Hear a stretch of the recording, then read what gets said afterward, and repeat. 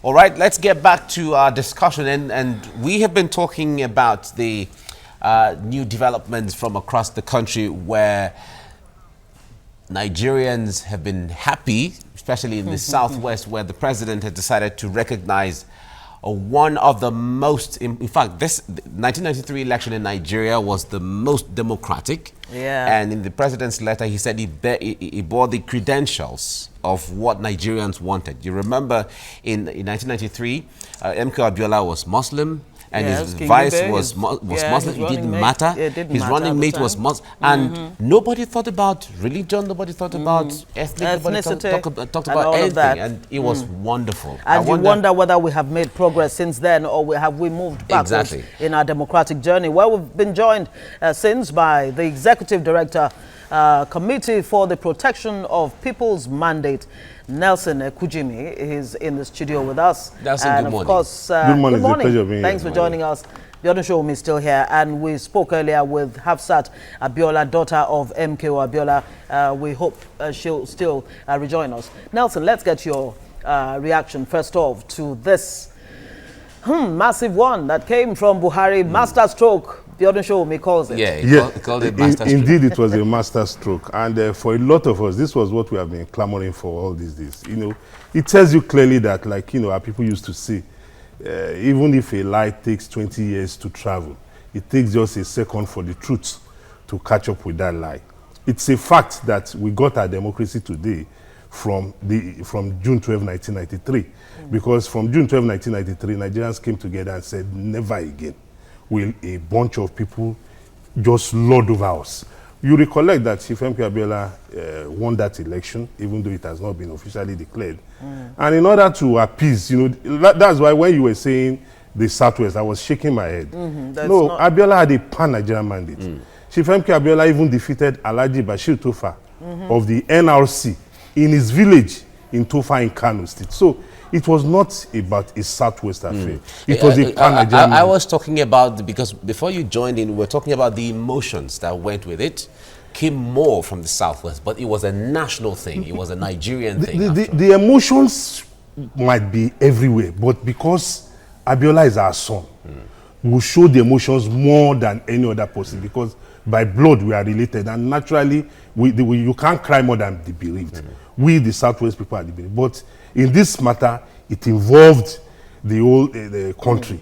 And, you know, it tells you clearly that, you know, if you live a life of sacrifice, if you have committed yourself to a struggle, that no matter how long it takes, if you remain resolute, because what you are fighting for is based on truth, is based on justice, you know, at the end of the day, you know, your dreams will come true. Okay. Let's have Hafisat back online now. Hafisat Abiola Costello. She is a daughter of MKO Abiola that we are talking about today, and she is a civil rights activist and executive president of Women in Africa Initiative. Now, Hafisat, it's good to have you back on. Now, for the sake of so many Nigerians who didn't have a one-on-one relationship with MK Abiola, who was the winner of the 1993 election and being your dad, can you give us a picture of what gave him that drive? What kind of person was he personally, and what kept pushing him towards the Nigerian dream, as far as you know? MKO loved Nigeria, and he loved Nigerian people. So that is to say that he loved Yoruba people, he loved Igbo people, he loved Ijaw, Delta. Uncle Wole Soyinka makes jokes that MKO even had a wife among every ethnic group, but even MKO I don't think could go that far, because they say there are about over 200 ethnic groups in Nigeria. So I know my father was quite dynamic, but I don't think he was that dynamic. And he loved Nigeria. He saw the potential of Nigeria. He was well traveled, but nothing that he saw anywhere ever made him think that those people had something we didn't have. He understood that we in Nigeria have everything we need, and he wanted to lead, because he felt that the Nigerian state was the fundamental problem. So he wanted to help to solve the problem at its root. which is why he ran for office. You know, he had been a philanthropist. And I remember I asked him, because I was still in high school when he started getting interested in running, and then he was campaigning. And I asked him why he was campaigning. And he said one day he was coming home and he saw a child eating out of a garbage can. He also said that he was giving people money because he was well known for helping other people. He was giving people money, and soon thereafter they would come back because even the money he had given them was not enough to help.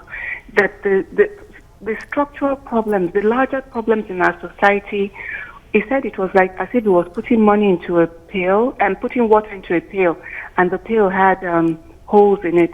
The water would just leak out. So he wanted to go and really work from the problem, which is the state, the way that the state functions in Nigeria, because he felt that that was the problem. And I wish he had had that chance, because the kind of assets he had, his business understanding, his education, is brilliant. He was incredibly brilliant, but he was also so networked. I don't believe that till today there was anyone as networked across Nigeria and around the world that is Nigerian as my father was. And he could have deployed all of that. So it was such a missed opportunity. It was devastating. You know, so even as a Nigerian, I just feel sad when I see the way that the country has suffered. The people of Nigeria continue to suffer. Women, children, men struggling to work, going abroad, to go where, to do what. Had we organized our society here, we should not need to go anywhere. It's sad, really. Hafsat, you took it right out of my mouth. If Abiola was still around today, what do you think he would say or feel about our democratic journey so far, especially in the light of goings on now, the security threats to the country, and so many things? Ethnic sentiments seem to be on the rise and all of that. Like you said, he was an untribalized Nigerian and what have you, a man who had friends everywhere. What do you think Abiola would say about what's going on now? My sense is that if MK Abiola had lived and he had served as president, there is no way, I'm not God, but I cannot imagine how we would be where we are today. Sincerely, with all sincerity, I cannot imagine, because the fundamental problem Nigeria has is how to put on, how to drive, how to ignite the economic engine of Nigeria. MK would have done it. Okay. I know the father I have, you know, and it makes me sad, because I just think, even me, I just think, you know, if you could even have 10% half of the kinds of his acumen, his understanding, his reach, I can't even dream of it. And then I look at a lot of the leaders we have, not even, let's set aside the present administration. The past administration, so weak on so many levels. The one that even gave me a sense of hope was President Yar'Adua. I actually met him in China, and the man was clear. I met him in China and in Switzerland, and it was clear what he wanted to achieve. I had hope, but it didn't last because he wasn't strong enough. You know, you know, when you look at all these past leaders, you just think, is this what Nigeria can bring forward? But I know that Nigeria can bring much more forward, because I've seen us do that before. At one point, we brought MKO forward. MKO, he could not have won that election without the North or the East. These people mobilized. And now, after, you know, because of the pettiness afterwards, and the cruelties, and also the guilt that the army felt for what they did, they now try to erase him and to reduce him. Inshallah, God willing, nobody, no force on this earth will reduce such a human being.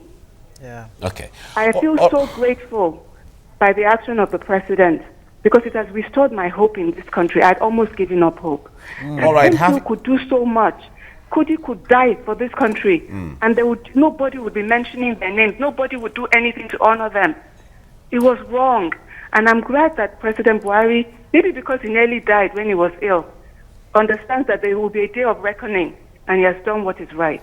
All right, Hafizat, let me put you on hold. Certainly, we'll come back to you. And Abiodun, let me come to you here. We were talking earlier about... Nelson just joined us too. Yeah, Nelson just joined us too. Nelson has been here at least. But let me come to you, Abiodun. The election of, the campaigns of MKO Abiola at that time, nobody looked to the issue of religion. Nobody looked at the issue of ethnicity. Nobody cared who his running mate was, what his pedigree in religion and ethnic, as well as his opponent from NRC, as the case may be. If we fast forward to where we are now, can we have that kind of a situation again, where Nigerians will keep all the issue of religion aside, whoever contests doesn't matter, let's just move on with the content of the person or the individuals? Yeah, it's possible because I am one of those advocating for merit, that we should consider merit more than primordial sentiments. When you look at what happened at that time, Nigeria still has the same number of ethnic groups, the same, still divided religious-wise and all that. But for the people, at that point in time, the issue of religion was secondary. What matters is good governance, and as far as they are concerned. So Abiola came with the message of hope, farewell to poverty. We are all united, no matter your religion, whether Christian, Muslim, or whichever tribes you are from. There's one common denominator, which is poverty, no matter where you go to. Every area has its own poverty-stricken people. So people were able to link up with that message and then, went for merit. What they consider merit, they felt Abiola had heart. He had a large heart. He was a philanthropist. He understood their feelings, their needs and all that. But now, today, what you see is that politicians are always at work. Don't forget, at that time, military was in power. But now you have politicians also trying to divide the people using either ethnic or religion. Whereas poverty is a common thing across the whole country. So there's nothing impossible when you have the right mix, of leaders presented to the people. At times, the people would tend to overcome those primordial sentiments. So it is still possible for Nigeria to move forward without having to take religion or ethnics, into consideration. All right, we're being joined now from our Abuja studio by a political analyst. Of course, he's in the person of Dr. Umar Ardo. He is the Executive Secretary of Center for Alternative Policy Perspectives and Strategy, CAPS. He is also the Secretary of the Northern Leaders and Stakeholders Assembly, that's the NLSA.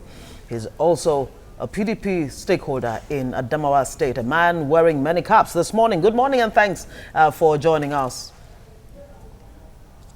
Good morning. Thank you. Okay, let's start off this way.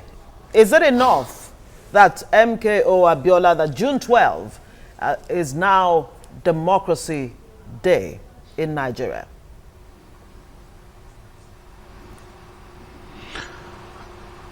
Pardon? I didn't hear you, please.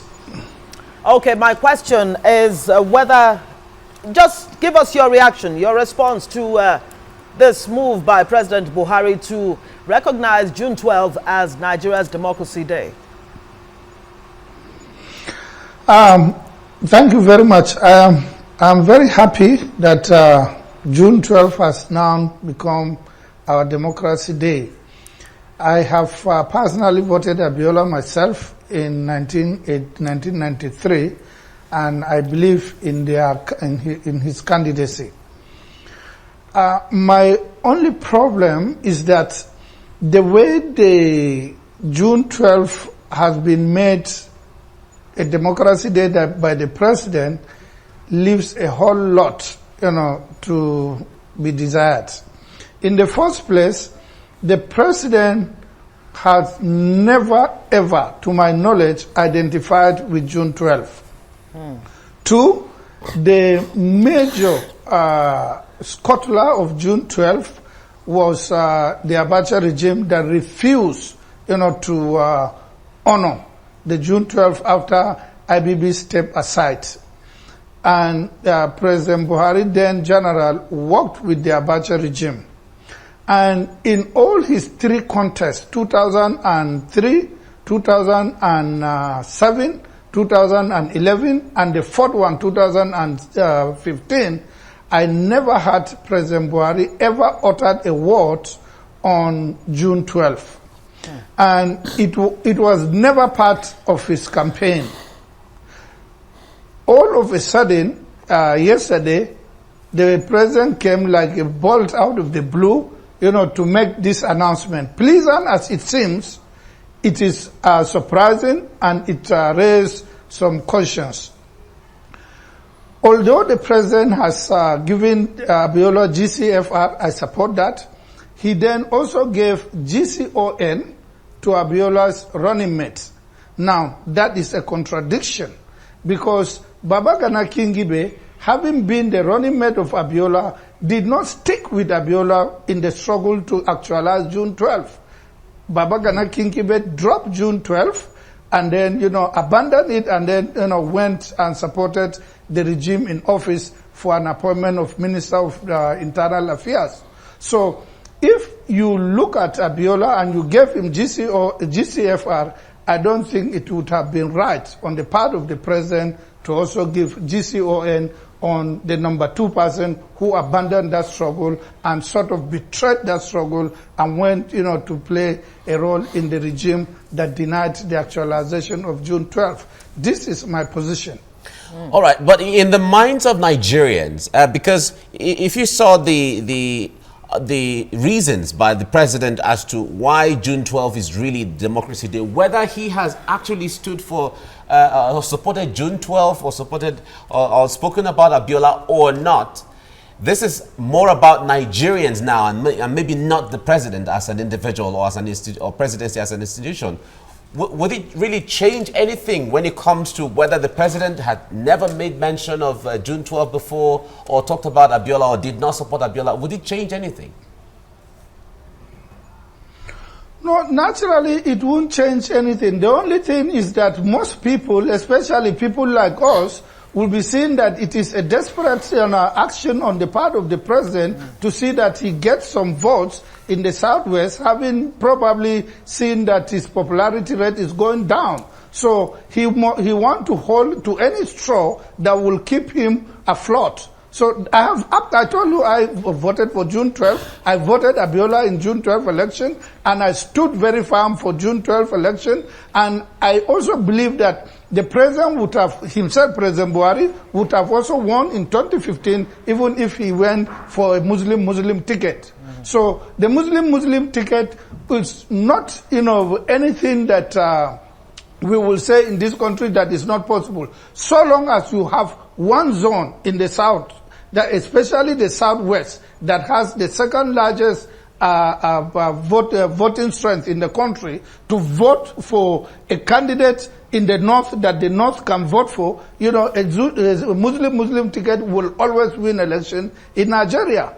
But where you just bring an issue out of the blue in a plethora of controversy and things going around all over the country, things falling apart, then all of a sudden June 12 becomes an issue. June 12 is now what we are going to hold to. To me it doesn't look well at all whatsoever. I support June 12. I support the giving of Abiola, GCFR posthumously, but I do not support the giving of Babagana Kingibe GCON, because it does not make sense. It's contradictory.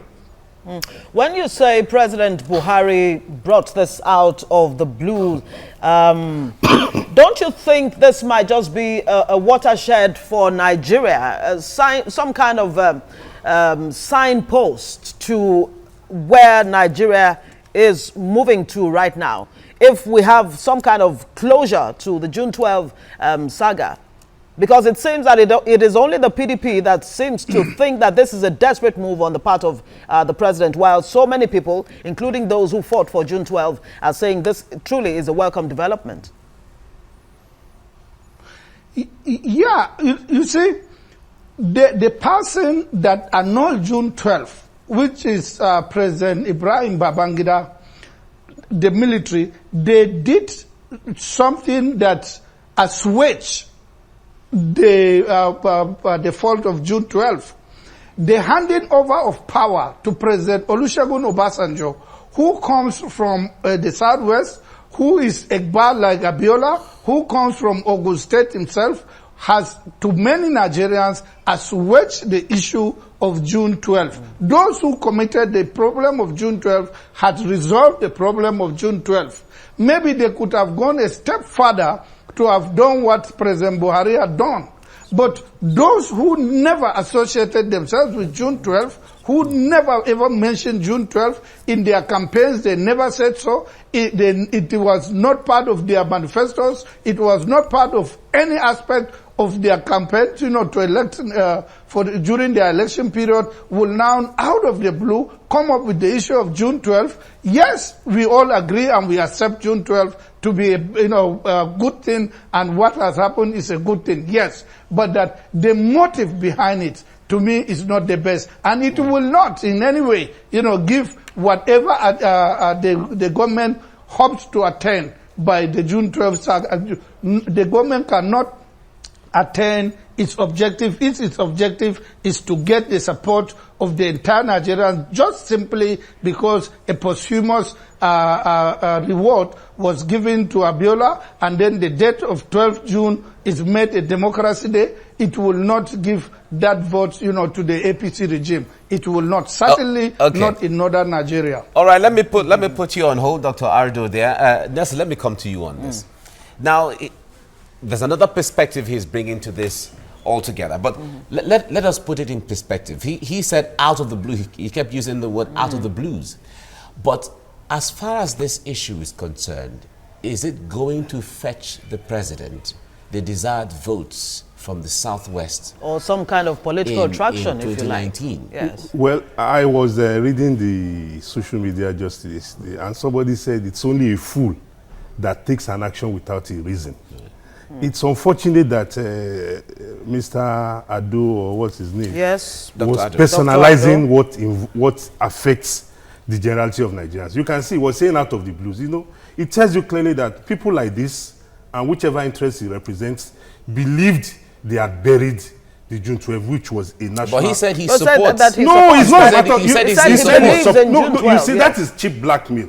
You see, a lot of people will come up and say, "Oh, I supported Buhari in 2015. I'm no longer." It's not body's business. But he said he's also in support of making June 12. But he made a statement that the president was never in support. He never mentioned June 12.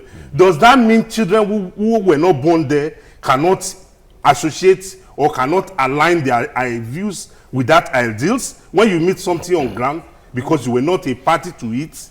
So it tells you clearly where it's coming from and where it's going. But I love the question you asked him, that look, this issue, is it about the president or President Muhammadu Buhari himself, or about Nigerians? Because he's saying out of the blues.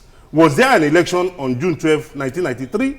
The answer is yes. He also made mention to the fact that the Southwest was assuaged by the presidency of Obasanjo. The military just took power and handed it over to Obasanjo, that Obasanjo didn't contest an election against somebody else.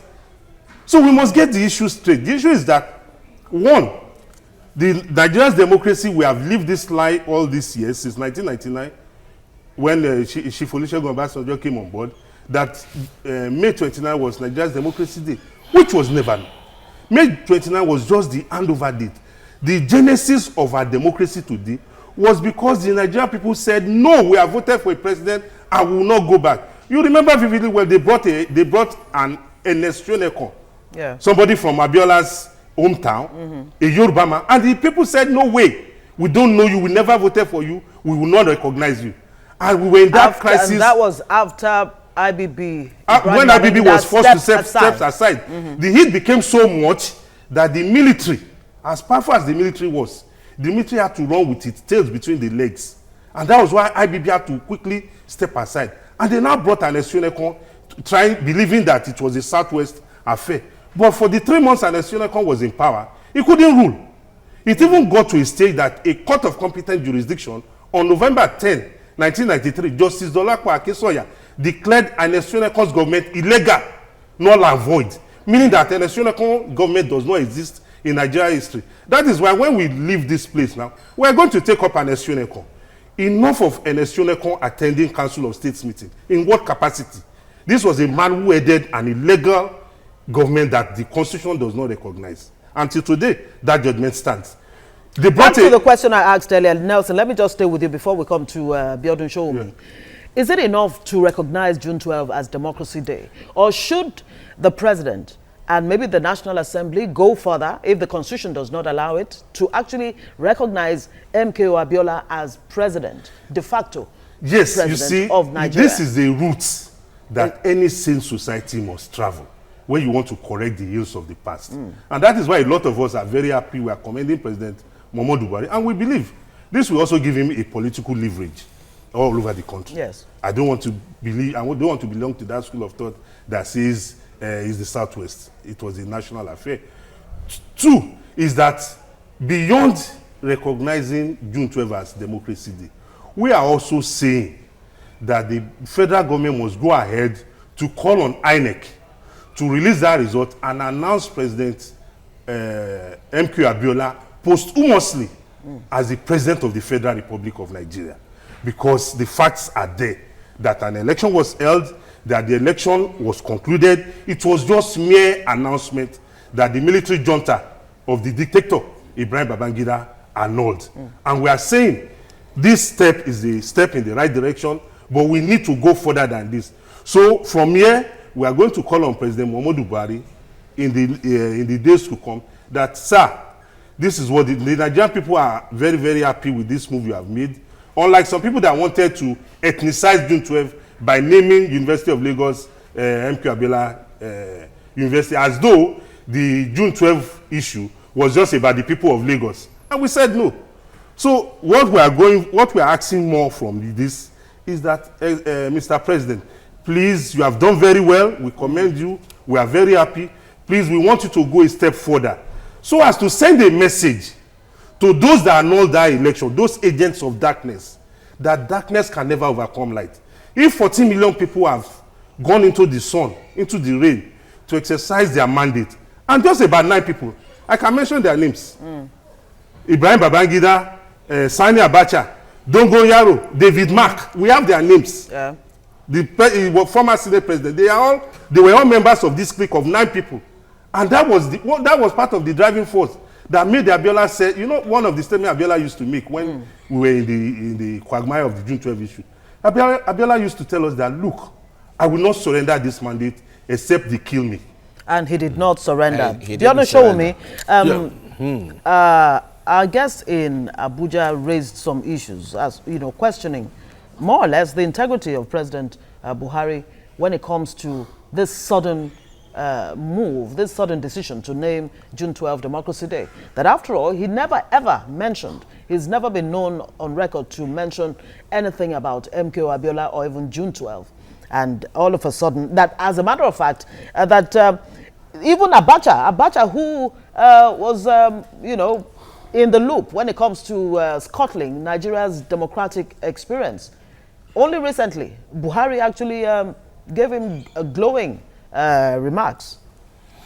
Yeah, irrespective of what anyone thinks about President Buhari on this very issue of June 12 as Democracy Day, the fact of the matter is this is an issue that has been on for how many years? Since 1993. Several attempts have been made, you know, to scuttle it, either bringing in Shonekan, or you had Abdul Salami, you know, yes, allowing 2 people from Southwest, you know, to contest the election, hoping that would put a stop to it. That didn't happen. You had Obasanjo emerging as the president of the country, and for 8 years, again, the issue of June 12 continued and continued. I think what will put a ghost, you know, to it now, what will put a seal on it is the action taken by the president. What the president has done is to go as far as saying, look, June 12 election happened. It was a watershed in the history of our country. We recognize that. He is no longer able to pronounce and is not constitutionally allowed to pronounce Abiola as the president of the country. The man who conducted that election, the then Electoral Commission, they've all gone.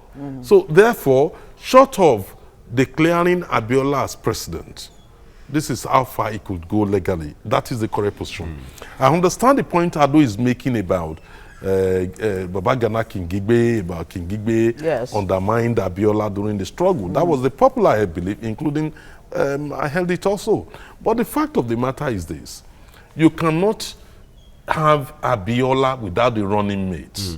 There's no way. It is constitutional. It's constitutional. Both of them. It was a his joint problem ticket. is that Babagana Kingibe actually dropped the whole idea of June 12th. Well, that was his own opinion. You know, the fact of the matter is Abiola ran with a running mate. There is no way you can validate the election of Abiola without validating Babagana Kingibe. And there is no way the president will go as far as recognizing Abiola, giving him an honor, you know, reserved for president, which is GCFR, and then ignore Babagana Kingibe. I think the president has a right. If people say, well, he wants to benefit from it, you know, politically.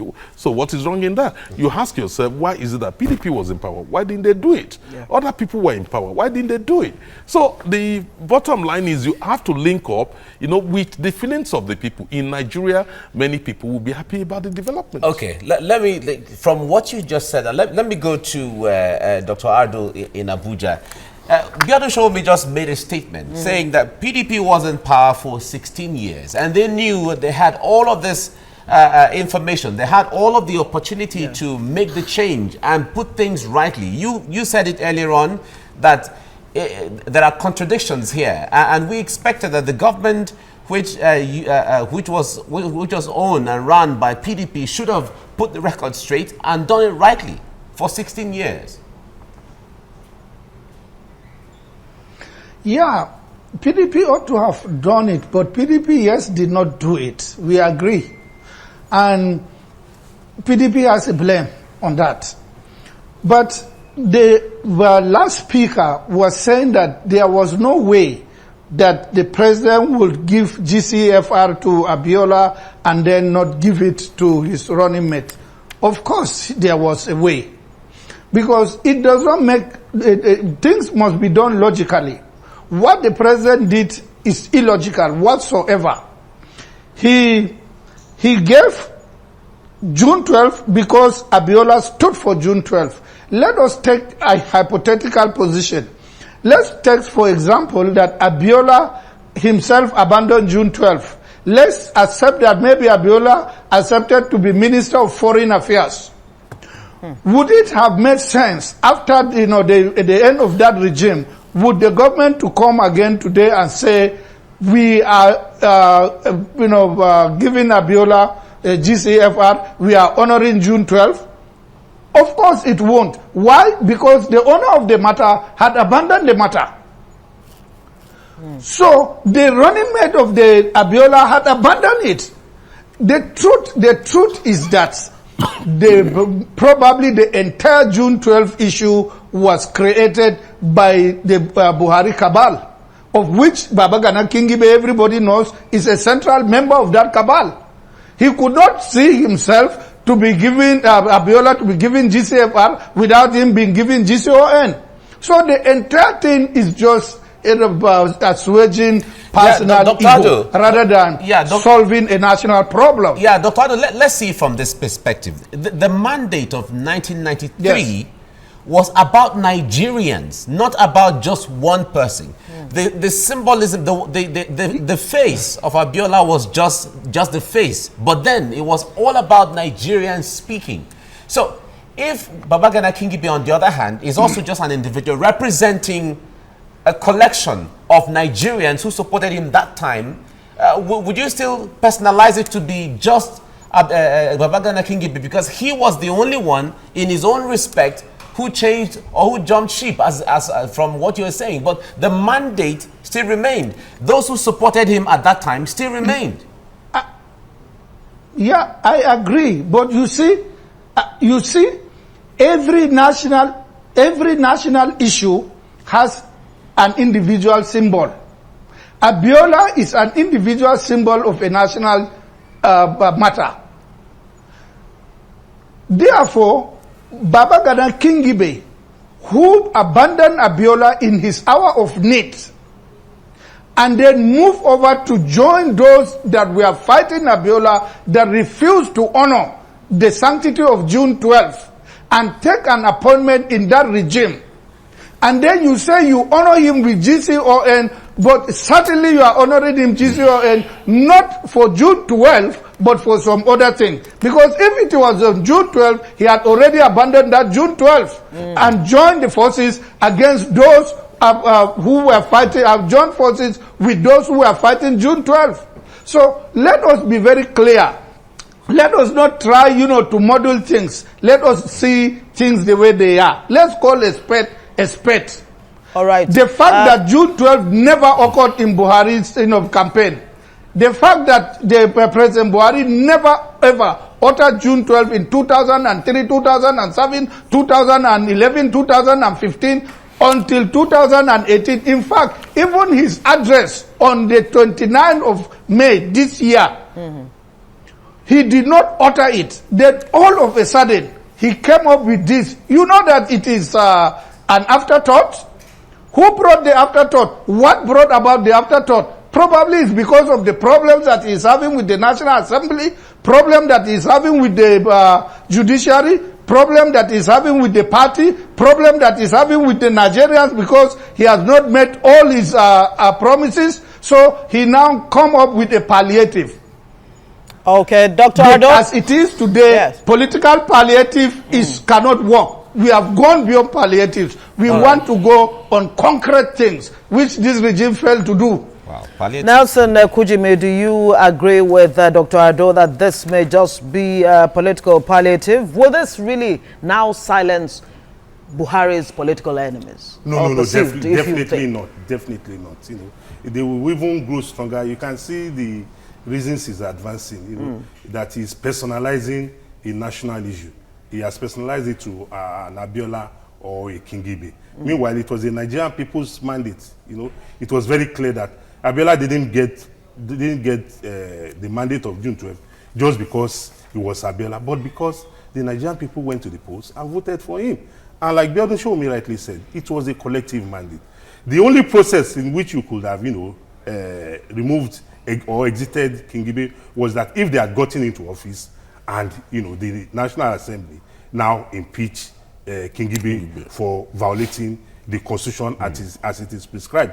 But, logically, the mandate goes together, no matter what Kingibe must have done, because that is the law. And, for me, I think it tells you clearly where we are today, that, despite the fact that, we are trying our best to ensure that we see issues from the merits or from the objective perspective, people still want to impugn, politics into it, impugn sentiments. He keeps referring to Abiola using the Southwest people to assuage, but you know very well that that mandate was not a Southwest affair. Yeah. It was a Nigerian mandate, and that was why all the efforts made to assuage Nigerian people over the June 12th saga never manifested until now that President Muhammadu Buhari is towing the line of decency, is towing the line of sanity by recognizing that day,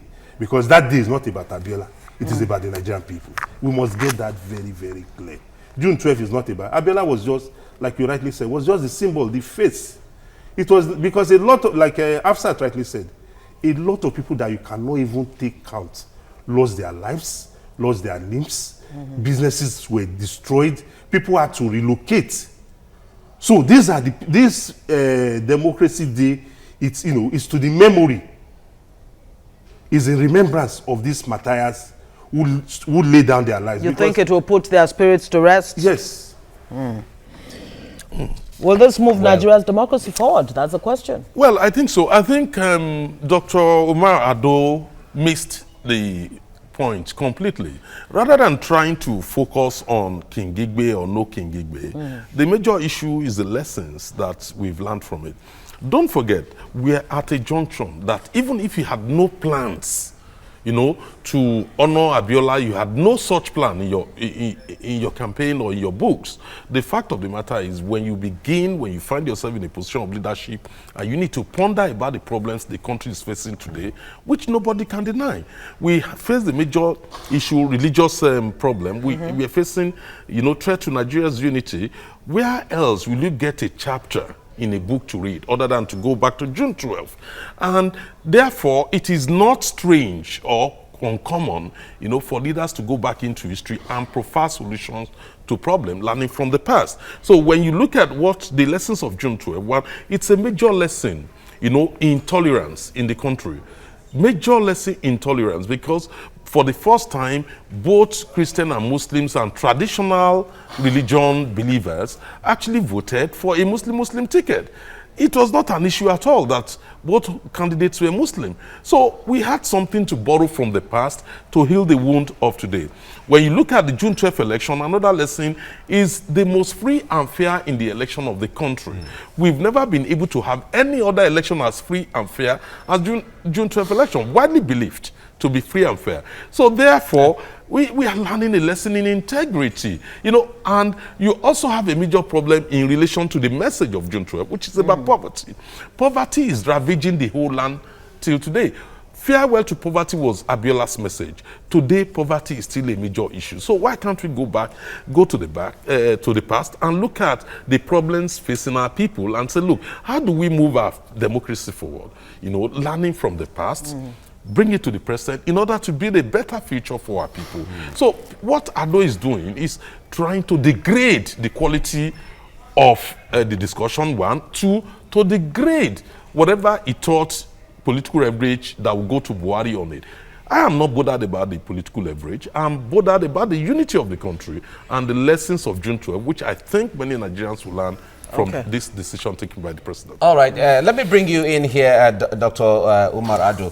Now, beyond the technicality or the logic, let me use the word logic like you put it earlier on, talking about the philosophy and the spirit of what June 12, 1993 stands for or stood for, how would it impact on the way we are going to play politics going forward? Politics that goes beyond the divides of religion, which 1993 stood for. Politics that went beyond the issue of ethnicity, which 1993 stood for, and also had the credentials of oneness of Nigeria.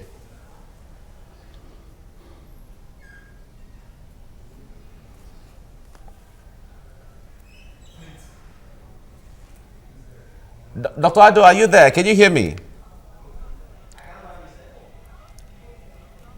Okay, it doesn't. Okay, I just heard him say something now. Okay. Can you confirm if you can still hear me? So I put my question back to you. Okay. Okay. I was asking earlier on that beyond the logic and the mistakes that you said that the president has done by the issue of Kingibe and all of that, focusing on the spirit and philosophy of the 1993 election, where he stood for oneness of Nigeria, how will it impact on the way we play politics now going forward? Yeah, you see, June 12th has impacted a whole lot on the Nigerian democracy. It is as a result of June 12th that we went into elections where the two candidates all came from one part of the country, and Nigerians did not complain. I can't remember in 1999 if Nigerians complained why these both candidates come from the southwest. That was a result of June 12th.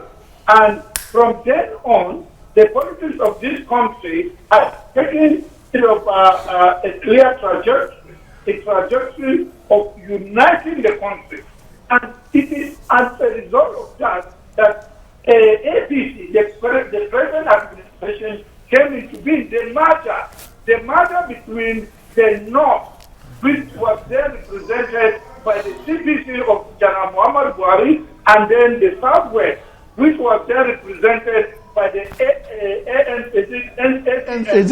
ACN of Bola Tinubu.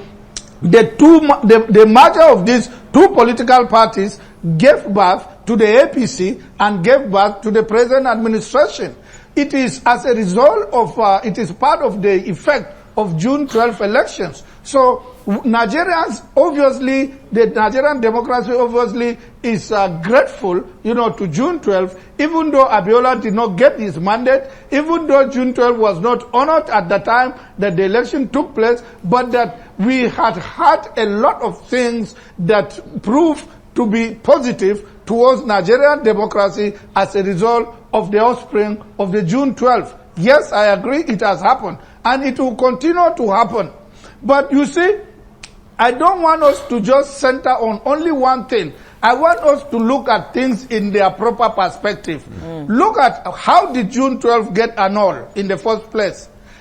It was, don't forget, primaries took place under political parties. And during this period, the military regime annulled those primaries. In fact, the military regime even dissolved the political parties and then created two political parties, SDP and NRC, from which Abiola and June 12 emanated. So if you look at it in the context of the whole thing, it was not as if the military administration didn't like Abiola, that it did so. It is a trend in that administration. But so let us not just confuse things and let us try to see things in their proper perspective. I believe very strongly that Nigeria's democracy will get stronger and better with what the president did. But it will not in any way, give any political capital to the APC regime or to President Buhari just because, he's been having it difficult with the Nigerian people, with the mandate that he could not, fulfill, and so on and so forth. So he came up with the palliative of June 12, hoping that it will help him, but it will not help him. Certainly not in northern Nigeria. Okay, he's re-echoing exactly what he said earlier, that Biodu, respond to that. Well, I think Dr. Ado is just reassuring himself. I mean, the fact of the matter is you just have to be in tune with what the public thinks on this very matter, irrespective of any attempt to degrade political leverage from it. The PDP should not be the one criticizing that action. They were in power for 16 years. Under 3 different presidents, they had the opportunity to do it, they did not do it. So they had no local standard, to even come and start, criticizing Buhari on this very matter of June 12 as Democracy Day. So they've lost the plot when they were in power, and now someone else has regained, the ship and is taking the lead. Political capital, if you like. Capital. Don't forget, when you keep thinking or trying to personalize the issue, thinking of Buhari alone, we keep forgetting the major issue. Our country has never been so threatened, by violence or by our unity being threatened by different issues or religious intolerance getting to a point than now. So we have to go back and see, how do you address these issues? How do we readdress the mind of our people? In fact, the National Orientation Agency should be in the forefront of that. We have to reorientate our people, get them to understand what the issues are, what are the lessons from June 12. June 12 is not just about Abiola. Abiola just personified, the ideals and the lessons of June 12. So June 12 is more than that. It's about national unity. It's about religious harmony in the country. It's about integrity in elections. It's about farewell to poverty. We can't degrade the whole important lessons of June 12 to just an issue of whether King Gigbe should have been or should not have been, or whether Buhari should be allowed to profit from it politically or not. No, June 12 is beyond Still, that. Dr. Ado's premise, talking about King Gigbe, was that he dropped the whole idea of June 12, which so many apostles of June 12 actually dropped it too. I mean, I can't begin to name names right now. Definitely, but let's even bring it home. Okay. Talking about all that's been going on in Nigeria now, the debate over restructuring has been on the front burner of national discourse, true federalism and all of that. You worked very closely with Chief MKO Abiola, I'm sure you did too. In all of this, what do you think would be MKO's mind right now in terms of what you need to do to make Nigeria that great nation that it should be? Well, I believe that if Chief MKO Abiola had exhausted his 2 terms, by now he would have been an ex-president. He would have built a template that, you know, any other person occupying that office would have been able to benefit from. Some of the problems we are grappling with today might not even exist, only God knows. But I know vividly well that one of the major thrusts of his farewell to poverty was about restructuring Nigeria along through federalism, which, you know, it was very, very pertinent, but which was very, very, you know, interested in, you know, in bringing to fruition. And also the fact that, like he said, you know, the issue of poverty. Yeah. Like, poverty knows no tribe or knows no religion. It's everywhere. So the lessons we will take from here is that, look, the June 12th, what it stands for is that the will of the people at all times, if any society wants to have peace, and I'm talking about lasting peace, the will of the people must be allowed to prevail in any matter. Secondly, is that the lesson we are taking home from here is that, look, the issue of religion, we had an election in 1993 which the party that won had a Muslim ticket. But today, that is no longer the case. So in renaming this day, June 12th, Democracy Day, the lesson we have to take home from here is that we need to work on the institutions of government such that will bring about, you know, the best in the Nigerian people, that will unify them to see Nigeria as their one and only place, and in which they have to give in their best, and that their sacrifices will not be in vain. All right. As we the round labor off, of our heroes past. Yes. As we round off now, Dr. Adu, let me give you the last opportunity to say something here. Now, taking Abiola as a politician and as an individual, you said earlier that you voted for him as you were close to the system at that time too, so you know what it is. Politicians now, when it comes to the ability to be above board, network across ethnic, religious, and all kind of lines, not so many politicians today may have that kind of perspective or that kind of clout. What are the lessons to be learned from Abiola as a businessman, as a politician, as a person who stood for democracy in Nigeria? Yeah, you know, Chief MKO Abiola was a great man, no doubt about it. He had gone to my community, build a mosque, help people all across Nigeria. Abiola did, and it helped him in gathering votes during his election. Whether he did that because he was hoping one day to contest presidential election, or he did that wholeheartedly because he believed it was the right thing to do, I will not say. Those who work close with him would say. However, if June 12th election is about unity of Nigeria, and that President Muhammad Buhari has put June 12th as a democracy day, what has the president done in the 3 years that he has been president to unite this country, to bring about harmony in this country? It is during his time that we had the most sectarian crisis, the most problematic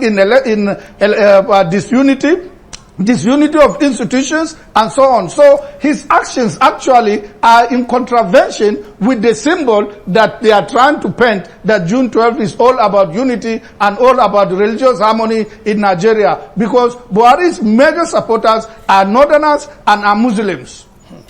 All right, so we have to leave it here now. That's a punchy one to end the show today, but I know that the Abiola and the June 12 discourse is going to continue, because this is a new dawn for Nigeria. Indeed. Thank you very much, Dr. Umar Ado, for coming on the program. We appreciate you.